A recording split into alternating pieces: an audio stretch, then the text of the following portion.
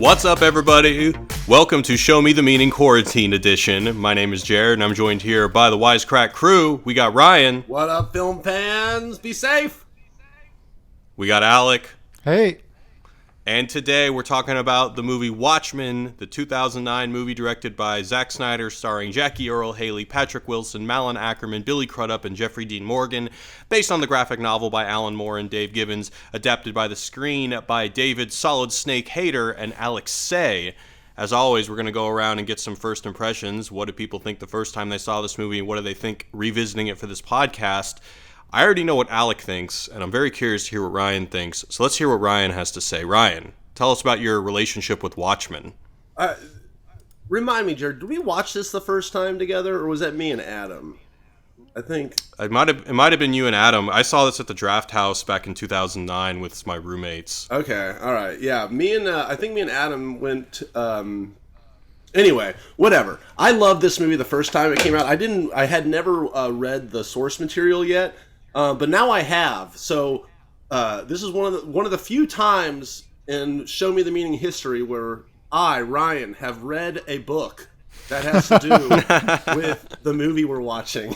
And so now I can actually critically look at it from the filmmaking perspective and, the literature perspective. And I have to say that, I had always heard of the kind of legend of Watchmen before the movie came out, like that it had always been called Unfilmable, quote unquote. I think that's even in the title of our talk today, Filming the Unfilmable. And I have to say, he did a fucking awesome job filming the Unfilmable, if I have to say so. Zack Snyder is a great filmmaker. I think he's kind of lost it a little bit in his later twilight years of his directing career, but this was him at his apex, I think. This and 300, but this, in terms of adapting something and then making it really cool and accessible to the masses, and also keeping it to the core of what the spirit of the original thing was, I think it was great. So I don't know, 9 out of 10. And I'm just also a sucker for slow motion montages while pop songs play. So if you are into that, Zack Snyder is your man. So this movie's great. I'm excited to talk about it. Cool. I'm excited to talk about it too, especially after hearing what Alec has to say. Alec, what do you think about this movie? Oh, God. I'm going to get crucified. You hate it? Yeah. Well, I saw this movie a long time ago. Before, I think I was a teenager. I had not read the graphic novel. I don't even think I knew the graphic novel existed. And I remember kind of maybe liking it. I think I was confused, which isn't a hate on the movie. I was just kind of like a dumb sort of film viewer at the time. Didn't pay close attention to stuff, nor did I really understand what the source material or the movie was trying to go for. So the main emotion I remember is feeling confused. Now, present day, I've read the graphic novel. I watched a TV show, which obviously is very different. And I watched the ultimate cut, which is 3.5 hours. So some of this is what I want to kind of figure out. Some of my perspective here is maybe informed by that, but I was so bored.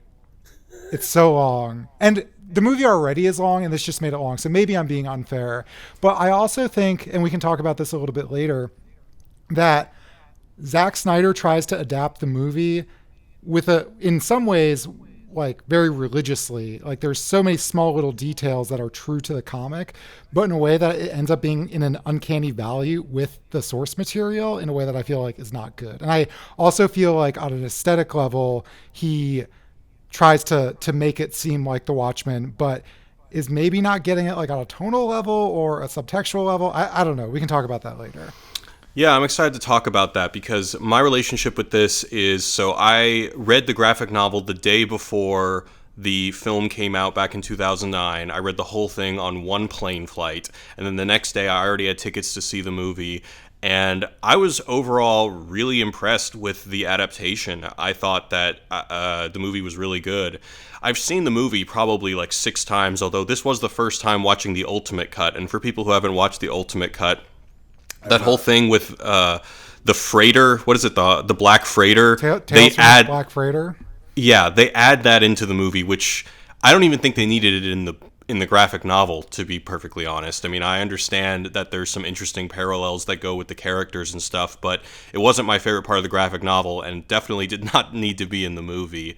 There are also so I actually have seen the theatrical cut a number of times. It's the better movie than the ultimate cut, so I'll be able to answer some of your questions, Alec, about what was changed, because I have seen it a number of times. So then I started thinking about it more, and then I reread the graphic novel years later, and I started to think, well, I don't know, did Zack Snyder get something wrong? Is this whole graphic novel a bit pithier than Zack Snyder kind of like glommed onto? But then after rewatching it, and I didn't reread the graphic novel in its entirety, but Alec and I have been working on a Watchmen video that focuses on the HBO show that comes out this Friday that I'm really excited about. And I've come to the conclusion that no, I think Zack Snyder did a really awesome job. I think this movie is freaking awesome. I think it's probably his best movie. It's his best movie. There are some of the performances are probably the most memorable performances that actor will have in their career. I mean, I guess for Walking Dead fans, you could argue Jeffrey Dean Morgan is better as Negan, but Jeffrey Dean Morgan as the comedian is so inspired. Jackie Earle Haley as Rorschach is amazing. That's like the role he was born to play. The guy who plays Ozymandias, I think, is the biggest letdown, because it's such an interesting, great role, and I did not like that actor at all. What's his name, like Matthew Good or something like that? Wasn't into him. I liked Billy Crudup as Dr. Manhattan. Every frame of this movie is gorgeous, and it's and to your point, Alec, it is very reverent to the source material. I'm interested to hear more about how it could be kind of like overly reverent, or like kind of that uncanny valley thing. But overall, I think this is Zack Snyder's best movie, and just painstaking attention to detail and craft, and I think it's freaking awesome. And in a time where like loving Zack Snyder is not the coolest thing in the world, I think that this is like total testament to the fact that he is a balls to the wall excellent filmmaker. Are you not a 300 man? I would say 300 is his best movie. I love 300 when I first saw it. I don't know, does that movie hold up, or does it? Yeah, maybe. I haven't seen it since theaters. Turn it on and crank up the volume. It's great. Okay. Yeah, still. I just remember it being just a syringe of pure adrenaline to the jugular. Yes, that is what it is. Okay. Cinematic cocaine. Okay. Or all right, crack, let's go into a recap. When the comedian, a masked vigilante from a bygone era, is killed by a mysterious burglar, outlaw vigilante Rorschach is determined to find out who is killing ex-masked heroes. So he warns his prior colleagues, his ex-partner Dan, aka Night Owl, the smartest man in the world, Adrian Veidt, aka Ozymandias, the Superman himself, John, aka Dr. Manhattan, who can bend matter to his will, and his girlfriend Lori, aka Silk Spectre. Meanwhile, the US and the USSR are on the brink of annihilating each other with nuclear warheads. The only thing deterring this is the existence of Dr. Manhattan. But when Lori breaks up with him and a man accuses him of spreading cancer to his loved ones on national television, Dr. Manhattan grows tired of humanity and teleports to Mars, leaving the US vulnerable to a Russian attack. Someone makes an attempt on Veidt's life, and while investigating, Rorschach is set up and thrown in prison, leaving Night Owl and Silk Spectre to break him out. Lori is teleported to Mars to join Dr. Manhattan, where she tries to convince him to come back to Earth to save it from nuclear war. Night Owl and Rorschach's investigation lead them to Veidt's office, where they learn that he was behind the people in John's life getting cancer. So they follow him to his lab in Antarctica, where they learn a horrific truth. Adrian has used Dr. Manhattan's energy signature to set off devastating explosions in several major cities, killing millions. Dr. Manhattan shows up to confront Adrian, but he is now powerless to stop Veidt Utopia from coming to life, as now all the countries of the world are now banding together in their fight against Dr. Manhattan. Unwilling to compromise his moral position, Rorschach leaves to tell the whole world of Adrian's plot, but Dr. Manhattan kills him before he can cause any further harm. Dr. Manhattan leaves Earth, and Rorschach's journal, detailing his suspicion of Veidt, lands on the table of the New Frontiersman, a right-wing newspaper. End of movie. All right, guys, before we go any further, I want to give a shout out to our sponsors over at Skillshare. So one of the values that we hold really dear here at Wisecrack is being a lifelong learner, and Skillshare shares that mission statement, so we're really happy to have them sponsoring us. If you're looking to explore new skills or get inspired or deepen your existing passions, Skillshare is an online learning community where you can explore and discover thousands of classes on a wide variety of topics like graphic design, productivity, creative writing, film and video, freelancing, and more. So with everyone locked inside under quarantine, now is a great time to learn some new skills. If you're looking for a class to take, I recommend checking out iPhone Filmmaking, creative cinematic video on your phone. So if you've listened to our last couple podcasts, I've been giving some love to the movie Tangerine, made back in 2015, because not only is it a great movie, but it was shot entirely on an iPhone. So basically, if you have an iPhone, you can make a movie. The teachers, Caleb and Niles, will teach you all the nuances to make your iPhone videos good enough for the silver screen. They'll detail the equipment, apps, and workflow that is helpful for beginners or experienced cinematographers curious about shooting on an iPhone. So by the time quarantine ends, you'll be ready to make that indie feature. And when you compare Skillshare to expensive in-person workshops or night classes, it is really affordable. An annual subscription is less than $10 a month, and right now they're offering Show Me the Meaning listeners 2 free months. All you got to do is go to Skillshare.com/wisecrack. Again, that's Skillshare.com/wisecrack for 2 free months of unlimited access to awesome classes. And now back to the show. All right, first thing I want to talk about. Alec. I really don't want to pick on you because I've kind of like I've been set up into a trap. No, really. I want to hear more about like kind of what feels a little bit off about the movie, because there are some things that actually have been pointed out in some really good video essays that I'll recommend at some point that are a little bit off from what the comic was going for. But I'm curious to hear a little bit more about this uncanny valley thing, or this tonal offness that you were speaking of. Yeah, and I think one thing to realize here, and I think we all probably agree with this, is Zack Snyder's really good at like creating specific moments, specific frames and stuff like that. And so he makes a lot of visual references to the graphic novel. For instance, there's a dream in the graphic novel where Night Owl 2 and Silk Spectre are kissing, and there's like a nuke going off in the background. He recreates that. It's like really cool and really beautiful. Obviously, the fight choreography is really cool. But what happens is, I feel like in the graphic novel, there's a sense, there's this theme of nostalgia. There's not only the nostalgia perfume, but it's all of these like old, bloated superheroes sort of trying to relive their glory days, and it's kind of goofy. Night Owl 2 is functionally a weird nerd, and he is in this movie as well. But what happens is, I think there's no better example of this, and maybe this is only in the Ultimate Cut, but Mason Hollis, the original Night Owl, in the graphic novel, he is confused with the other Night Owl. So some thugs come to his house and beat him up and murder him. And what happens is he tries to fight them off, but he's old and crippled. And so he's flashing back panel by panel, imagining himself as a young man fighting criminals while these thugs are murdering him, right? But what happens in the movie with Zack Snyder is the same thing is happening. It's still cutting back to his sort of delusions of, his former days, but he's also beating the shit out of these people. And sure, they obviously win, but the old man is way too badass, whereas in the graphic novel, he's this object of pity. I think that is greatly reduced here. Another example is there's a sort of weird nerdy rescue scene in the graphic novel that also plays out where Night Owl 2, it seems like he's facing some impotence, like he can't get it up. It's unclear, but he's making out with Lori, and then they can't make it work, so he's standing naked in front of his costume.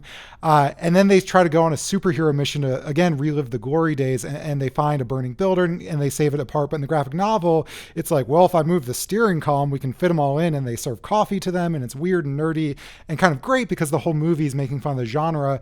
But in the Zack Snyder version, he's using the Gatling gun on his ship to shoot down a water tower, and Lori literally does a superhero land like into the fire in the same kind of way that like Deadpool will make fun of years and years later.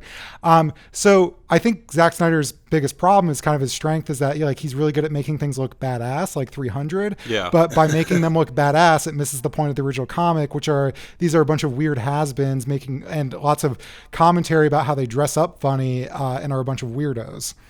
Or does it that he makes it so badass, make it really sell the aesthetic completely to, he's the perfect person to pull off this satire, That's just... Maybe. Well, so, okay, I think that you put it in really good words, because I think that this is also, if I were to complain about one thing, and that, like, because what do we mean when we say filming the unfilmable? Like, when people said that this movie was unfilmable, I mean, Ryan, you brought that up. I mean, do you think that they were just talking about special effects? No, the reason is because the nature of the graphic novel is really cool and different for the time, and it used all these supplemental materials to tell the story, So you saw like the files from the FBI that kind of led you on something. You saw some other clues. You saw the different newspaper reports. You saw graphs and stuff. It just like was telling the story with all this different stuff. So when people would talk about who's going to film this thing, they're kind of like, are you going to do that? Are you going to use that in the film? How are you going to kind of take all this information that Alan Moore presented to you in different ways and do it cinematically? And he did kind of, he didn't really do that much. Like, there wasn't like that many zooms in on graphs and computer screens and stuff. But he definitely adapted frame for frame the comic, kind of like Sin City, like Robert Rodriguez did, where like he literally said, I'm adapting literally the comic frame for frame in Sin City, and you definitely see that kind of influence a little bit in Zack Snyder's, where if you're a big fan of the comic, you like when the comedian gets kicked out the window, you're like, okay, that's straight up a comic cell from the thing, realized in full, on cinema. So I think that's kind of what a lot of people meant. Yeah, I'll agree to that, and I think they did a pretty good job. I mean, we see the book under the hood in the background so many times throughout the movie. I mean, we don't really actually get any chapters of it like we do the Black Freighter thing in the Ultimate Cut, which shouldn't have been there anyway. But I do think that, to Alex's point, the violence at times is too awesome. And no, it's because perfectly awesome. Well, because if you're trying to, as the graphic novel does, kind of deconstruct the superhero genre, during the action scenes, it almost seems like the movie is inhabiting the superhero genre. And so there's an awkward tension where it kind of goes back and forth between deconstructing it and then just relishing in it. And I think that's kind of where this kind of tonal disconnect can go off. But the one thing that I'll argue that I think he's able to very smartly kind of maintain that critical distance is with the soundtrack. Because we don't get your regular superhero soundtrack of everything, crescendoing to this epic moment. We don't really get much of a score. We get Bob Dylan, Simon and Garfunkel, which not only adds to the alternate history thing that's always going on in this movie, but so one particularly brilliant example I like is during the Vietnam section where Dr. Manhattan is blowing up people's heads, we hear Wagner's Ride of the Valkyries from... Oh, I have a complaint from the third one. Go ahead. Well, no, and this is largely because we chatted a little bit. Sometimes Alec and I are bad and we do podcast spoilers and talk a little bit about it. But in Apocalypse, if you're to read it just straight up as a allusion to Apocalypse Now, which I think it very much asks us to do, since we see the black helicopters in the background, it's in Vietnam, it's the same setting. In Apocalypse Now, it is meant to undercut the seriousness of this character who is raiding this village and thinks he's a total badass because he's just going to wipe away this village so that he can surf. So if you kind of look at it intertextually, I think it's actually quite smart in how it undercuts the severity and the seriousness and the quote-unquote awesomeness of that scene. Oh, see, I think it's the opposite, because I think he's like... I really like a lot of the music selection here, but specific, and I think he's being very deliberate. I think he is saying, I want to emulate this Apocalypse Now scene, but Apocalypse Now is this anti-war movie. As you said, he wants to clear out and kill all these people so he can have a better surfing spot.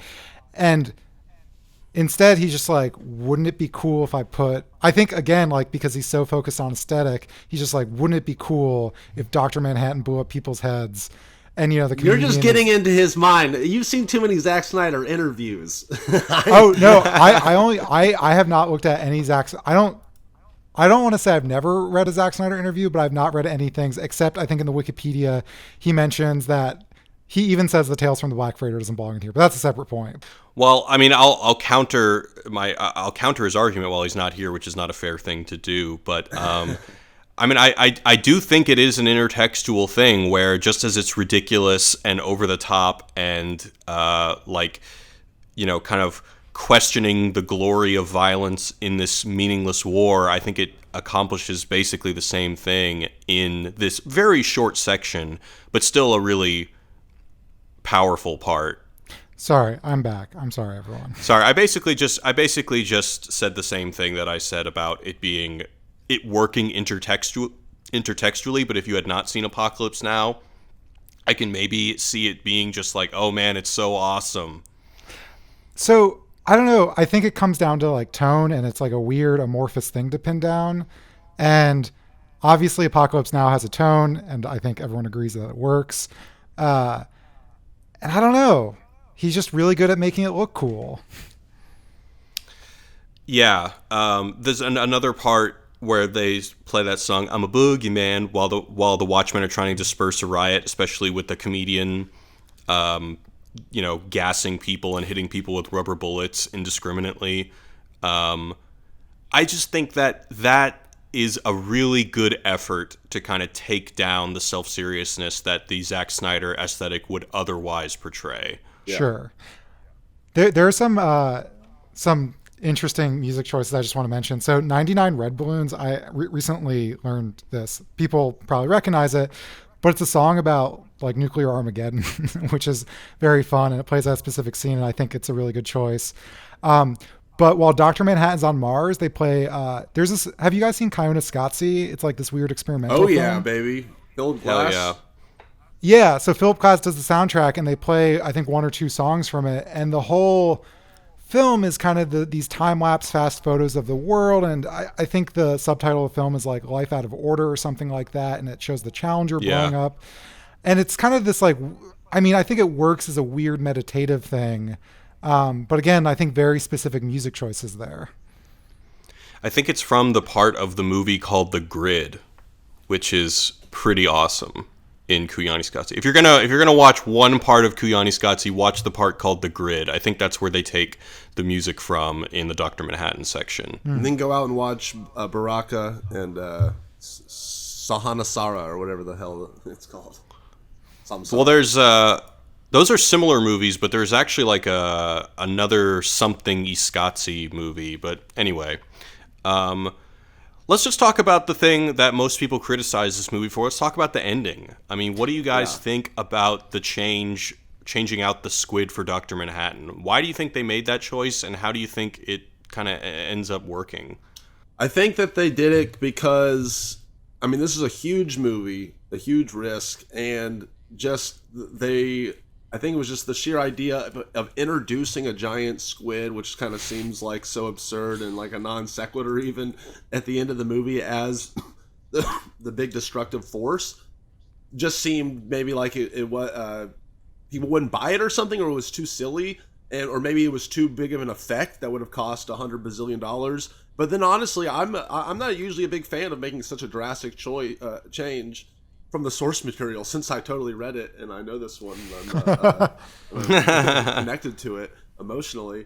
But this was like a very smart change, I thought. Like in terms of like being, if you're a story editor, in terms of just truncating a narrative and trying to work together pieces in different ways. Like I thought this was a very smart change. It does change the ending a lot and everything, but I think it makes Dr. Manhattan's character way cooler at the end of the day. The fact that he recognizes that Ozymandias is right, quote unquote, like I think that was cool for the novel, for the movie. I actually kind of agree with Ryan in that I think it's a smart choice. You've already got a movie that's 3.5 hours in the ultimate cut.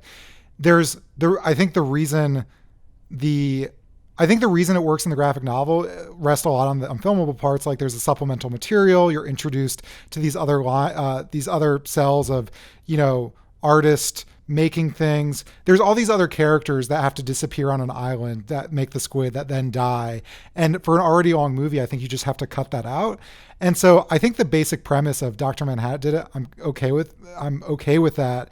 And I think a lot of it still works. But the thing that I find that kind of ruins it is two things. One is that Zack Snyder upped the stakes. What I think is really great about Alan Moore's ending is that New York kills, I think, 3 million or a few million people for world peace, which is a horrifying number.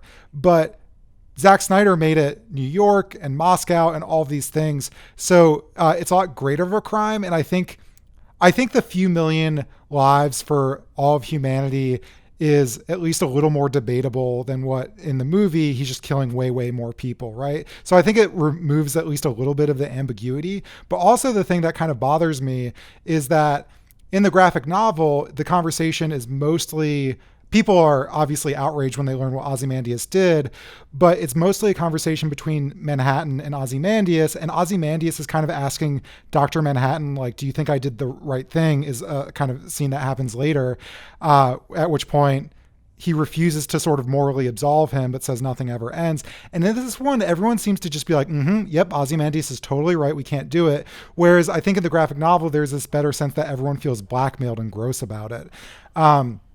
They just seem a little too enthusiastic. And the last thing is, and I don't know if this is just in the Ultimate Cut, but the nothing ever end lines, said by Laurie. Yeah, but in a way that's decontextualized. Like, it's like, well, John would have said this. And it's like, that line doesn't mean the thing that made it good anymore, unless it's in that conversation where Ozymandias is asking for sort of moral absolution.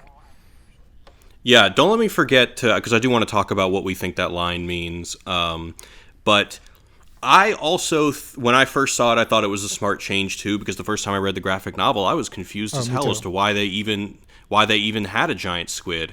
But one thing I do want to, I said I would recommend a video essay. Captain Christian did a really good Watchmen video essay years ago. And he pointed out something that in the graphic novel, the violence is kind of muted a little bit up until the squid comes in, and then the squid is the most grotesque part of the entire graphic novel. I mean, there are like pages of people being disfigured, and it's really actually hard to read, and how it kind of really emphasized the horror of what Ozymandias did, whereas in the movie it's the opposite. In the movie, we're seeing all this badass, really bloody action. Like when Laurie and Dan beat up those thugs in the alleyway, I mean, they are fucking them up. A bone ejects from the guy's arm. That was cool. It was. I'm not gonna lie. It was cool. But then when the whole Dr. Manhattan's energy signal or whatever destroying New York, which is what we see, it's like the opposite. We see no blood. We see people just evaporate, but it doesn't hit you like it does in the graphic novel, where we see the magnitude of the violence, the magnitude of the destruction, whereas at the end of the movie, it is kind of just your average, a city being leveled. We've seen it many times. Zack Snyder would later do it in Man of Steel and Batman v Superman. It's just something that we'd all seen before, whereas like the truly horrific nature of it was really communicated quite well in the graphic novel. And so I totally attribute this to Captain Christian's video essay, but I think that it's a pretty astute point, and something that I think that does make the movie a little bit weaker, and to Alex's point, almost makes the audience kind of go along with his plan a little bit more. Don't get me wrong, I would have loved to see the giant squid realized, and that is such a bizarre ending to a book. So it would have been cool to see, but I think what we got was cool. Yeah, I pretty much agree with what you guys said. My problem is that don't you think people would come to the conclusion that Dr. Manhattan did this to make himself a scapegoat? Like, people would kind of theorize what Ozymandias did, but instead attribute it to Dr. Manhattan, whereas a giant octopus from another dimension is so wild and so out of nowhere that people wouldn't suspect anything except what it seems like. No, because we'd already seen people already thought of Dr. Manhattan as kind of a loose cannon already because of what had happened at the earlier, right? At the TV station? Yeah. I mean, yeah, that's fair. If I want to be if I wanted to be like really nerdy critical about it, and I don't even support this view that we should try to find potholes, but there's nothing you can do about Dr. Manhattan. Like if Dr. Manhattan wants to blow up the Soviet Union in America, there's nothing feasibly they can do. Whereas, this unknown Squid thing, I guess maybe they can try to develop some countermeasures or something. Well, that's Make the whole another thing. Dr. Is that Manhattan. whether or not it's possible, it's the idea that mankind has to join together to try. Right. Yeah. Do you want to talk? So let's talk about that line that Dr. Manhattan should have read, that Laurie ends up saying, is that nothing ever ends. Now, in our video on Friday, we have a particular interpretation of that as it's relevant to the HBO show, which, as everyone knows, is quite different than the graphic novel. But just within the context of the graphic novel, what did you think he meant by that at that point? I think there's a sense that all events, past, present, and future, are interconnected, or at least that's kind of the interpretation we take with the show as well. But I do think it plays here in that, like, this massive thing that Veidt did to change the course of history, it's impossible to say in the moment whether or not it was worth it, because nothing ever ends. Like, as we see in the TV show, or if you want to ignore the TV show, like, the consequences of this action will literally never end as it ripples throughout history in the future. Right. Yeah. The way that I had initially interpreted it was as kind of a reflection of the Percy Shelley poem that Veidt is obsessed with. We see it in the movie. We just see my name is Ozymandias, King of Kings, look on my works, ye mighty in despair, from the Percy Shelley poem. But then the lines right after that are, nothing beside remains round the decay of that colossal wreck, boundless and bare, the lone and level sands stretch far away. So to me, it was Dr. Manhattan just telling him, in a sense, that even the thing that you tried to avoid will not end, because the decay and despair that Ramesses II ended up being subjected to will also be subjected to your dream.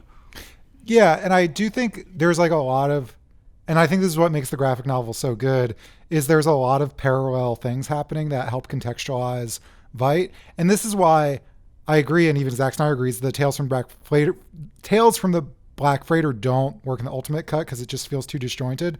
But that's a story about a guy who wants to save his wife and children from this horrible threat, but in the process sort of becomes the monster that he's trying to fight, and he ends up joining the Black Freighter.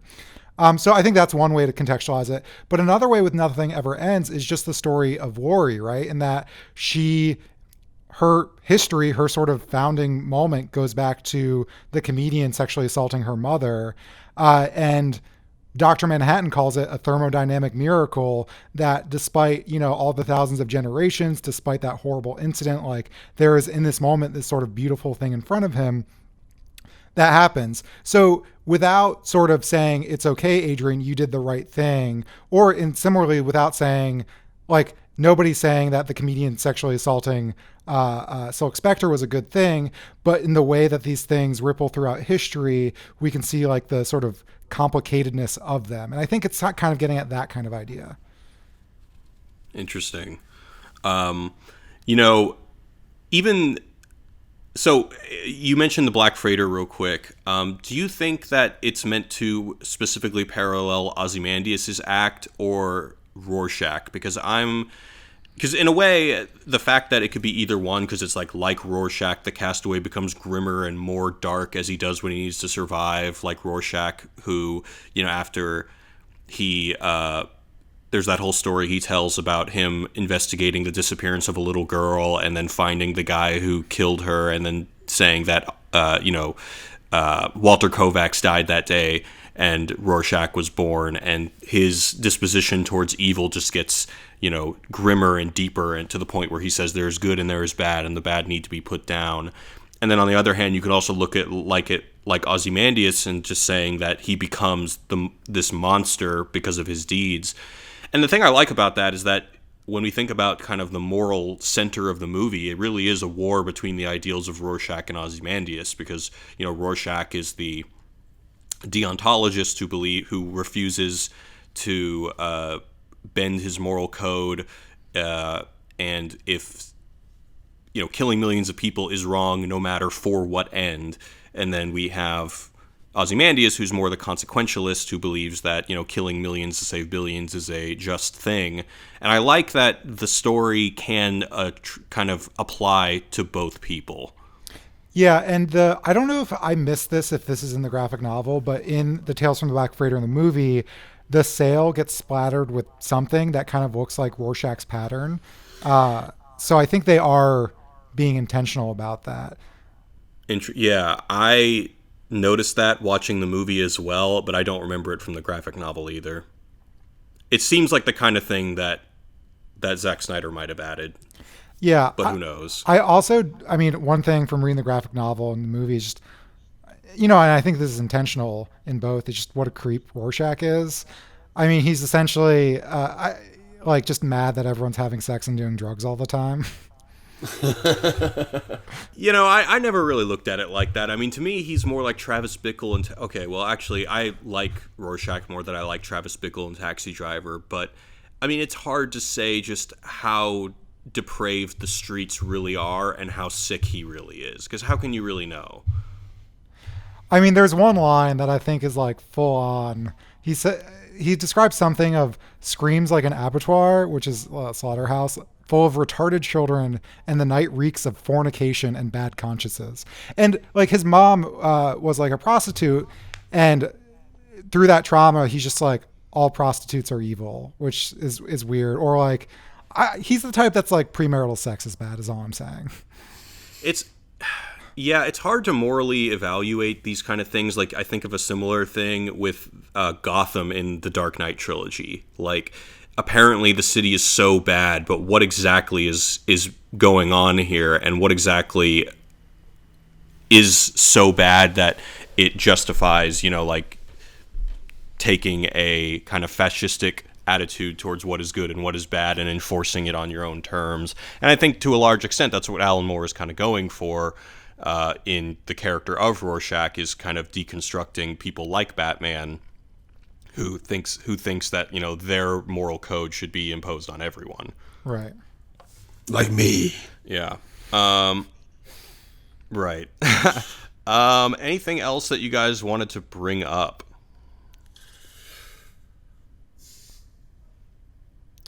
Not at the top of my head. I'm just doing a quick scan. While you're scanning, I will just say that I appreciate that the movie jumps back and forth in time like the graphic novel. I mean, you can easily imagine a scenario where the writer gets pressured by the studio to linearly tell the story of Dr. Manhattan, because I think a lot of mainstream viewers, when they watch this movie and they see this giant dude with a big blue dong, they're like, what the fuck is going on? Whereas if they had told kind of the linear superhero narrative that we're all used to, of like, your Incredible Hulk-like scenario turning him into a badass, people would be a lot more comfortable.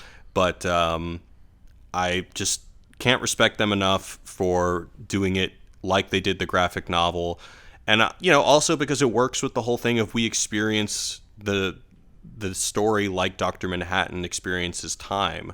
And, even so, Alec, you mentioned the part where Hollis Mason gets killed. That's probably one of the worst parts of the movie, and that is not in the theatrical cut.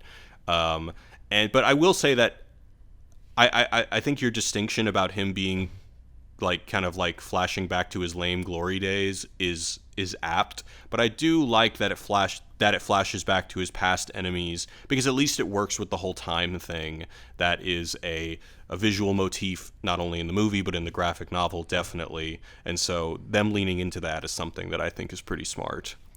I have two quick things, one of which I've been obligated to ask about from Mike Luxembourg, but this is the first one. Richard Nixon's nose. Great choice. Bold choice. I liked it. Okay. I thought it was weird, but I'm not going to hate on it. There are some people that look really good, like that are, actors playing, whether it's David Bowie or Truman Capote or Andy Warhol. Some of them look really good.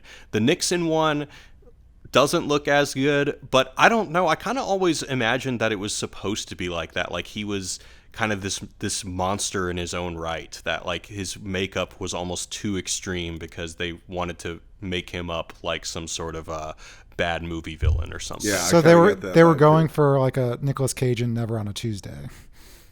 Yeah, exactly. Okay. Sorry, go ahead, Ryan. I was just going to bring up how weird it is how this movie's so great, and then they give him the keys to the castle on Superman and Batman vs Superman, and you know my feelings on that, Jared. How the fuck do you go from this masterpiece to that pile of hot trash? Well, I think it's actually a lot of what we're talking about, and we actually have a video coming up about this, but basically... I mean, I'll give you like a little sneak peek as to what we're going to be talking about, but with The Dark Knight Returns also being a piece of like deconstructive art, he doesn't quite get that it's not supposed to be awesome, and he just leans into how everything is supposed to be dark, gritty, and awesome, whereas a lot of these graphic novels where they were, yes, dark and gritty, but they were very critical of what they were portraying, and he doesn't really get that critical edge, especially when so much of it is lifted from the Frank Miller text, and I think even to some degree Watchmen. So, I mean, that's part of it. There's a lot going wrong with those movies, but does anyone know what he's up to? Is he just like kind of like taking care of his whole family situation, or is he working on something?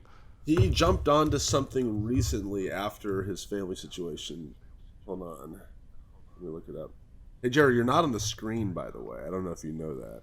Oh, sorry. Yeah, I had to switch positions. Here we go. Oh, he's making the Fountainhead, the Ayn Rand novel. Right, because he's a Randian. Yeah, I forgot about that. And then Army of the Dead. I forgot about. I don't even know what that's all about. Apparently, it's a zombie movie. Isn't that? What's the Evil Dead 2 called? You're thinking of Army of Dark. Oh. You're thinking of Army of Darkness. Oh, yeah. You're thinking of Army of Darkness. And no, that's one of my favorite movies ever. There's no way he's making a remake of that. The last thing, this is what Lux wanted me to bring up. So so there's the scene in the movie where Laurie goes on Archie, the ship, and presses the flamethrower button, and you're like, what a dumb asshole. And Lux wanted me to say that in the comic book, she's looking for a lighter, so she's like a lot less dumb in the comic book because it's kind of like her vices are causing her to do this dumb thing by desperately looking for a lighter function in Archie, and then, makes the place catch on fire. Whereas in this version, she's just dumb. Gotcha. I didn't really think of her as dumb, but it was a good setup for the orgasm joke that later happens. Does that happen in the graphic novel? I don't remember. I don't think so. Also, Leonard Cohen's Hallelujah plays, which I can't decide is like really good, like just funny or not. It's so awesome. Yeah, I'm going to be honest. Even for the 3.5 hour long cut, I didn't fast forward through any part except the sex scene because I just I don't really love that scene. That scene's awesome. That's one of the most memorable scenes in the whole movie. Yeah, I don't know. What's wrong with you, Jared? Yeah, maybe I'm just sexually inhibited. I don't know. Too old. All right. We're going to go into the mailbag. You can hit us up at 213-534-8807 if you want to leave us a voicemail. That's 21-ELF-HUT-07. It's where the elves party. We got a couple ones from some old school properties. Let's hear one from Jeff. He's talking about They Live, a movie all three of us love. Hey guys, this is Jeff from Portland, Oregon. Hey, I was just listening to some backlog episodes, specifically the They Live episode and the subsequent ones where we get to hear from Austin about his point of view on They Live. And I kind of had a contradicting opinion to Austin as far as the kind of shattering of your worldview or changing of the worldview with taking the red pill. I actually went through a kind of a shattering of my theological background, and I actually felt it relieving. I may have come from a much different experience than Austin did, but I definitely felt it relieving, like taking the red pill, yes, it was sweet and it was delicious because I finally felt relief from all of this scary, weird overtone that is propagated throughout the Christianity and the Christian mythos. Anyway, that's just my thoughts. Hope to hear from you guys. Peace. Well, thanks, Jeff. Thanks for that very personal email. I wish Austin was here. I don't really remember what exactly we were talking about with the They Live podcast, but I'm sure it was more about the shattering of the grand illusion stuff that we're always talking about.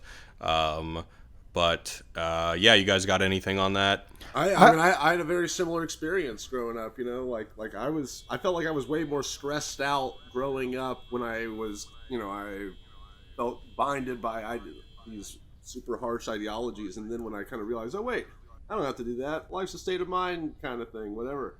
Then I felt free, baby, and I could think however I wanted.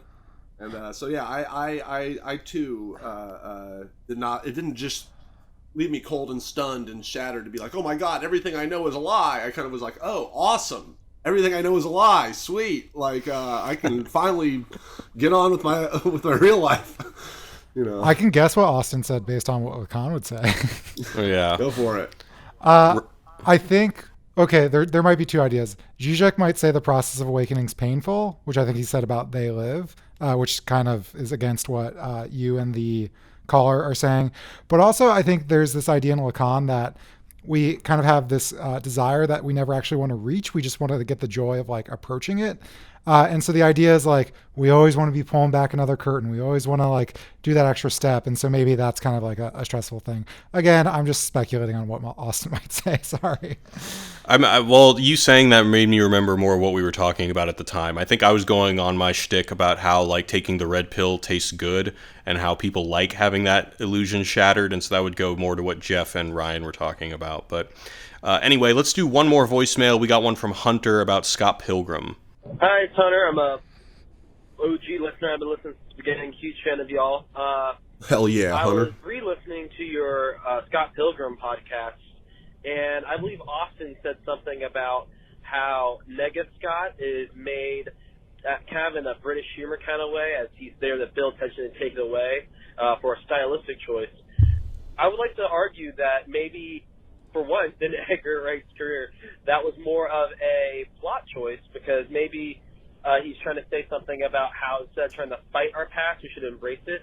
Because I believe Scott says after they walk out of the Rocket, or whatever the name of the concert hall is that him and Nega Scott shot the shit, and they actually have a lot in common. So maybe that means something about Edgar Wright and plot. I don't know. I'd love to hear your thoughts. Thanks. Yeah, I like that reading of. Yeah, I like that reading of Scott Pilgrim. Whereas, it's not just a joke of him seeing his shadow, and instead of defeating it, he just kind of says, "Yeah, cool, man, let's hang out." A kind of coming of a self-acceptance of how he can be a shitty person, which is ultimately what he has to kind of accept when he tells. I can't remember the name of the something Cho. His Asian girlfriend, when he has to, come to the terms of the fact that he cheated on her. So I like that reading. All right, we're going to go into the emails. You can hit us up at movies@wisecrack.co. We got one from Rob from Australia. He said, "Good day, Wisecrack. You forgot to mention the least accurate part of Contagion, Jude Law's Australian accent. Literally no one has says crikey since 2006. Rest in peace, Steve Irwin." Austin, I'm surprised you didn't point that out. We got a lot of people, speaking to Austin, and Austin's not here today. But thank you for that, Rob from Australia. This one's from Tom. We got a couple emails about this, and this is about my bad. He said, "I just listened to your Contagion podcast, in which you guys mentioned that several city population figures mentioned in the movie were significantly higher than they are in reality. My inner pedant wants you to know that some of the numbers you repeated from the movie are in fact accurate. When you say a city has a certain number of people in it, you could either be referring to the population of the city proper or the larger metro area, and context determines which number is more relevant. For example, Google tells me that San Francisco's population is under 900,000, but its metro area is 4.7 million. I can't remember the precise context from the movie, but when discussing how many people are at risk during a pandemic, it's likely that the 4.7 million is the meaningful number because a virus isn't going to honor city lines. Thanks and love the podcast, from Tom. So I had mentioned that I was surprised to see that some of the numbers seemed a bit exaggerated in the population numbers in Contagion. But I think I was probably just going by the Google numbers that Tom said. So thank you for correcting me. We got a couple other emails, people correcting me as well. So sorry about that. And then we're going to end off today with a pretty awesome email from Lady McBitch. She says, hello. She says, hello, friends. I was watching your live stream podcast on Contagion. I had two ideas pop in my head. First was that this might be a fun film to put on our family movie night, because, you know, every night is movie night since our entire country is in quarantine. Second, I thought it would be funny if I documented every single time you guys touched your face on camera. Oh, fuck. Boy, was I fucking wrong. My dad was already at the precipice of paranoia ever since our president elevated the general quarantine to an enhanced community quarantine. Watching this movie for what was supposed to be a fun family night was a mistake, because it definitely pushed him over the edge. He is now a full-blown doomsday prepper conspiracy theorist. I've ultimately condemned myself and the rest of my family, no exit style, to suffer through his how the government has been lying to us about the virus TED Talk every time the nightly news comes on. Hell truly is other people. Secondly, I did document every single instance you guys touched your face, and here's a screen cap of the results. So this is in fact something that on the average for the 50-minute podcast that we did, I touched my face for an average of 43 seconds. Helen touched her face for a minute 25 seconds, and Austin, with the clear win, touched his face for 2 minutes and 25 seconds of total time. Wow, it wasn't just instances, it was duration. That's harder. It was duration. It was hardcore. So I appreciate that during quarantine you just might have some time to kill. But anyway, thank you for that, Lady McBitch. We're going to go ahead and wrap it up. So where can we find you guys on the internet, Ryan? Well, since I got a lot of time, I've been making lots of quarantine videos lately, so you can find those on Ryan's Shorts, which is on YouTube or Facebook or Instagram or Twitter or any of that shit. So Ryan's Shorts, that's where you can find me. Cool. And Alec? I'm on Twitter at Wisecrack Alec. That's ALEC. Cool. All right, guys, we will catch you next time. Thanks for listening in. Thank you.